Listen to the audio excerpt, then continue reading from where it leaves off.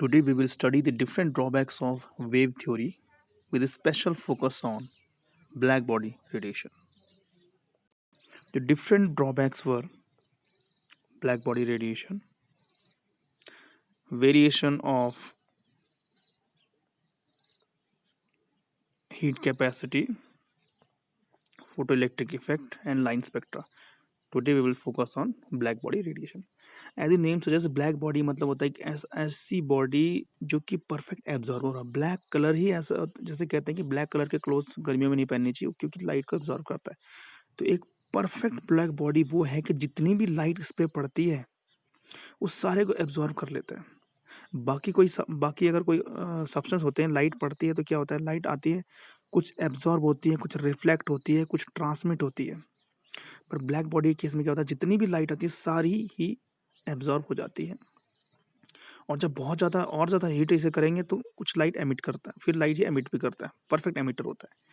तो यानी black body वो सब्सटेंस है जो कि होता है एक परफेक्ट एब्जॉर्बर लाइट का और परफेक्ट एमिटर होता है। वेव थ्योरी ने यह कहा कि कोई भी सब्सटेंस जो लाइट एमिट कर रहा है, जब किसी चीज़ को हम हीट कर देंगे, हीट होने के बाद में वो लाइट एमिट भी करता है। जब ये कोई भी सब्सटेंस जो लाइट एमिट कर रहा है तो वो जो लाइट एमिट करेगा उसकी वेवलेंथ हमेशा सेम होगी।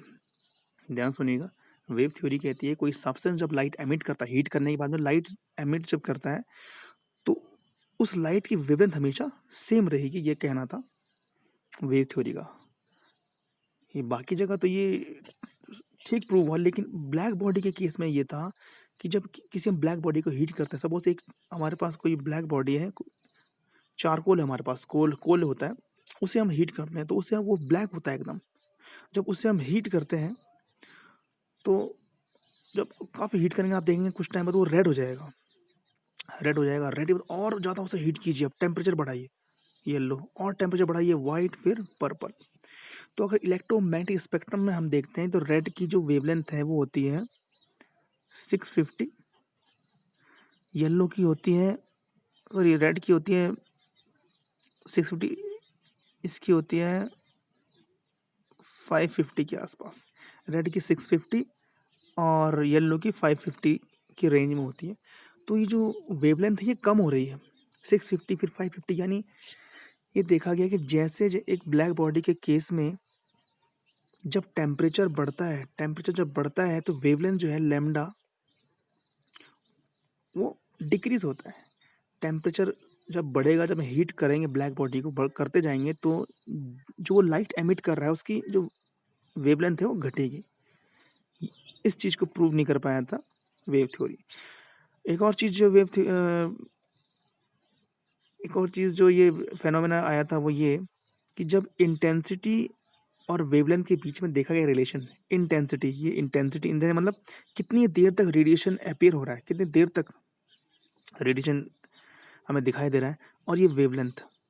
तो जब इंटेंसिटी और वेवलेंथ के बीच में रिलेशन देखा गया तो वो इस तरीके से मिला, इनवर्स रिलेशन है। इनवर्स रिलेशन कैसा है, जैसे वेवलेंथ डिक्रीज हो रही है तो इंटेंसिटी बढ़ रही है, एक पर्टिकुलर टेम्परेचर पर जाकर के वो मैक्सिमम होता है और फिर डिक्रीज होना शुरू कर देता है।